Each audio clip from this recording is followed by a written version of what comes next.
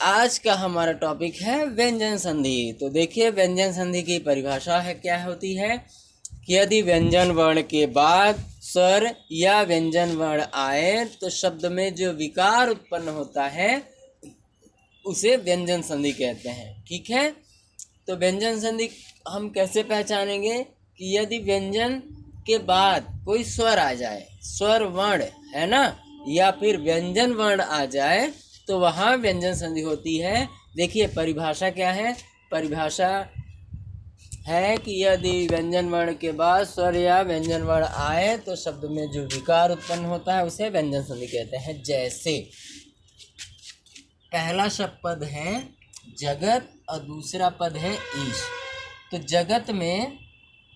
जगत में जो अंतिम वर्ण है, अंतिम वर्ण क्या है त, और ईश का जो पहला वर्ण है वो क्या है ई।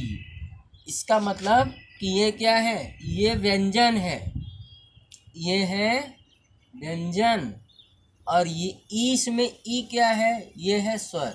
तो देखिए कि व्यंजन के बाद स्वर आ रहा है तो व्यंजन और स्वर मिलकर क्या हो जाएंगे, व्यंजन संधि।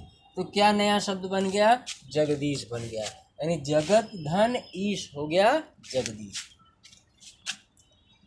अगला शब्द है जगत प्लस नाथ यानी जगन्नाथ। देखिए जगत का अंतिम वर्ण क्या है त, और नाथ का पहला वर्ण क्या है न, यानी ये व्यंजन है और ये क्या है, ये भी व्यंजन है ना। तो व्यंजन और व्यंजन, तो स्वर, देखिए व्यंजन संधि की पहचान क्या होती है कि व्यंजन वर्ण के बाद कोई स्वर आए या फिर व्यंजन वर्ण के बाद कोई व्यंजन वर्ण आए, है ना, तो वहाँ क्या होती है, व्यंजन संधि हो जाती है। अब तीसरा उदाहरण देखिए, जैसे है वाक धनमय यानी वांग्मय। तो वांग्मय में जब इसका विच्छेद हुआ तो पहला शब्द आया वाक और दूसरा शब्द आया मय। तो वाक में जो पहला अक्षर है क, यानी वाक का जो अंतिम वर्ण है क, वो क्या है, व्यंजन है, और मय का जो पहला वर्ण है वो है म, और ये क्या है, ये भी व्यंजन है। तो व्यंजन प्लस व्यंजन, ठीक। तो ऐसे ही होती है व्यंजन संधि। तो व्यंजन संधि में कि व्यंजन के बाद कोई स्वर वर्ण आता है या फिर व्यंजन के बाद कोई व्यंजन वर्ण आता है तो वहाँ व्यंजन संधि होती है। तो चलिए हम इसके प्रकार पढ़ते हैं, है ना। ये हैं व्यंजन संधि के प्रकार, ये सब किसके प्रकार हैं, व्यंजन संधि के। ठीक है, तो देखिए व्यंजन संधि में हम नियमों को पढ़ते हैं। ठीक है, किसके क्या क्या नियम हैं। जैसे इष्टुत्व संधि का अलग नियम है, इष्टुत्व का अलग नियम है, जस्तु का कुछ अलग नियम है ना। ऐसे जितने भी हमारे संधि व्यंजन संधि हैं सबका अलग अलग नियम होता है कि सबके बारे में हम अलग अलग पढ़ेंगे। ठीक है, तो देखिए इसमें पहला जो हमारा आता है, पहला आता है इष्टुत्व संधि। पहला कौन सा आता है, इष्टुत्व संधि। और दूसरा कौन सा आता है, इष्टुत्व संधि। दूसरा कौन सा है, इष्टुत्व संधि। तीसरा है जस्तु संधि। चौथा है चरत्व संधि। पांचवा है अनुस्वार संधि। छठवां आप पढ़ोगे तोरली संधि, और सातवां आप पढ़ोगे परस्वर्ण संधि। आठवां क्या पढ़ेंगे, अनुनासिक संधि पढ़ेंगे, है ना। तो इसको आप प्रकार ना मानिए कि व्यंजन संधि के इतने प्रकार होते हैं, इसको आप प्रकार ना मानकर बल्कि आप ये कहोगे कि व्यंजन संधि में हम कितने नियमों को पढ़ेंगे तो ये ज़्यादा बेहतर रहेगा। ठीक है, तो अब हम एक एक करके देख लेते हैं। पहले देखेंगे इष्टुत्व संधि, फिर इष्टुत्व संधि, उसके बाद जस्तु संधि, चरत्व संधि, अनुस्वार संधि, तोरली संधि, परस्वर्ण संधि, और लास्ट में हमारा आएगा अनुनासिक संधि।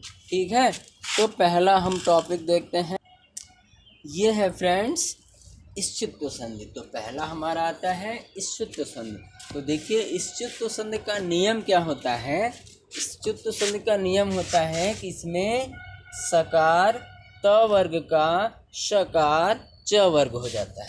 इसका मतलब है कि स, देखिए इसमें नियम कैसे चलेगा कि स का क्या हो जाएगा, स का हो जाएगा श हो जाएगा, और त वर्ग यानी त का क्या हो जाएगा, च वर्ग हो जाएगा, त का हो जाएगा च, ठीक है, और थ का हो जाएगा छ, और द का क्या हो जाएगा च छ ज, द का हो जाएगा ज, और ध का क्या हो जाएगा झ हो जाएगा, और न का क्या हो जाएगा, न का इया हो जाएगा, न का क्या हो जाएगा, इया हो जाएगा, ठीक। इसमें सीधा सीधा आप ये समझो कि इष्टुत्व संधि में त वर्ग का च वर्ग होता है, ठीक है, और स का श हो जाता है, स का क्या हो जाता है, श हो जाता है, ठीक है। तो चलिए हम देखते हैं। पहला है सद प्लस जन, पहला है हमारा उदाहरण सत धन जन। तो देखिए इसमें आप ये समझो कि जो द है और यहाँ ज है, तो द त वर्ग का है और ज च वर्ग का है। ये किसका है, ये त वर्ग का है और ये है च वर्ग का।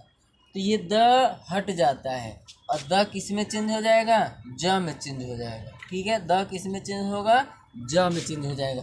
अब क्योंकि ये पहले से ही एक ज है तो आधा द है, आधा द है, इसका मतलब वो आधा ज में कन्वर्ट होगा।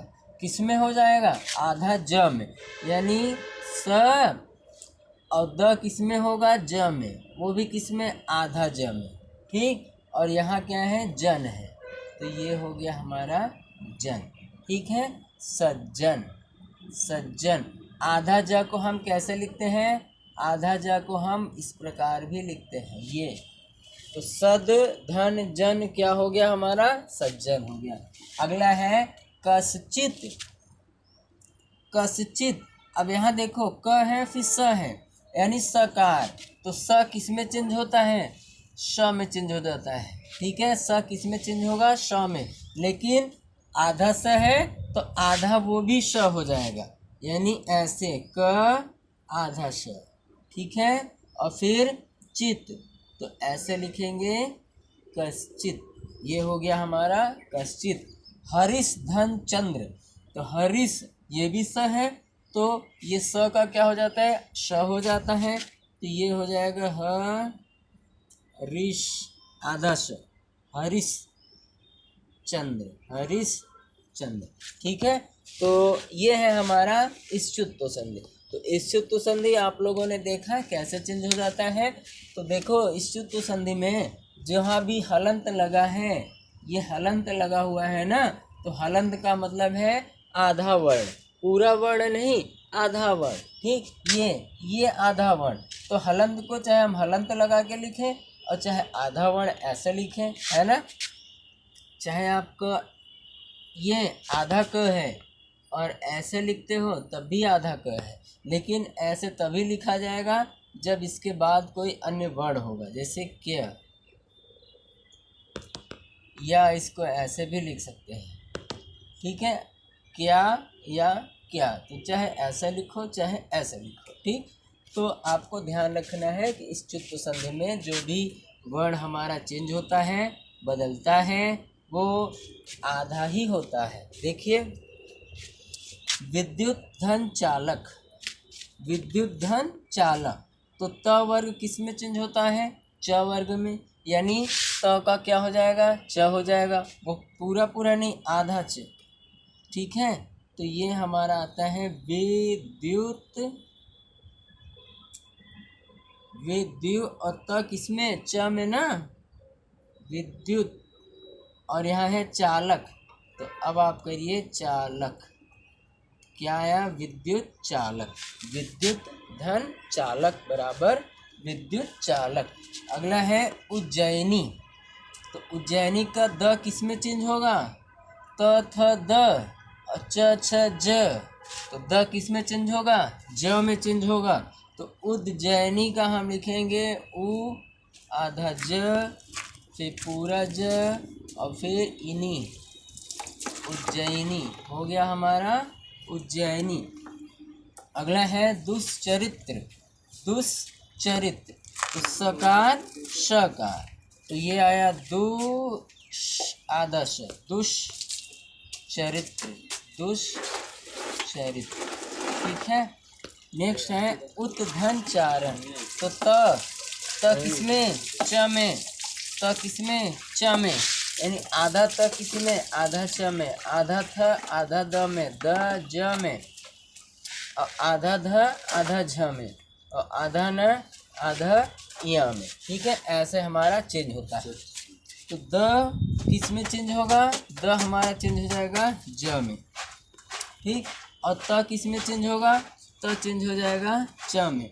उत्धन चारण तो ये होगा उ और त का च, उच्च, और फिर है चारण, तो ये आया चारण, तो हमारा बन गया उच्चारण।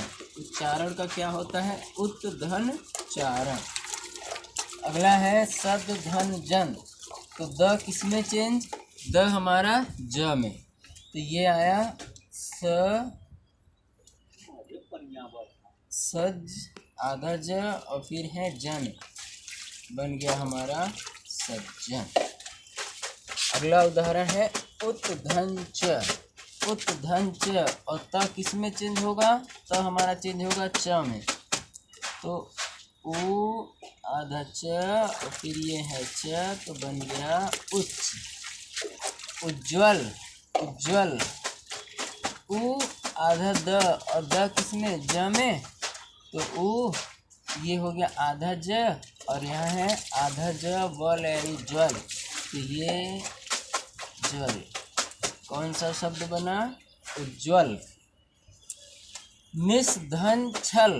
निस्धन छल यानी नि आधा स, ये स किसमें स में, ऐसे आधा स और छल निश्छल, बन गया निश्छल। कस धन चित यानी कश स में और चित कश्चित। रामस धन च तो ये बनेगा राम आदर्श च, रामश्च। सत धन चरित्र तो त किसमें, त हमारा च में, तो ये हो गया स आधा त है तो आधा च और चरित्र सच्चरित्र। सांगिन प्लस जय तो ये न किसमें य में चेंज होगा, आधा न है तो आधा य, तो बन गया हमारा सांगिन जय। क्या बनेगा, सांगिन जय। जगत धन जननी तो जगत धन जननी का होगा जग और त किसमें आधा ज में, तो आधा त आधा ज में और फिर जननी।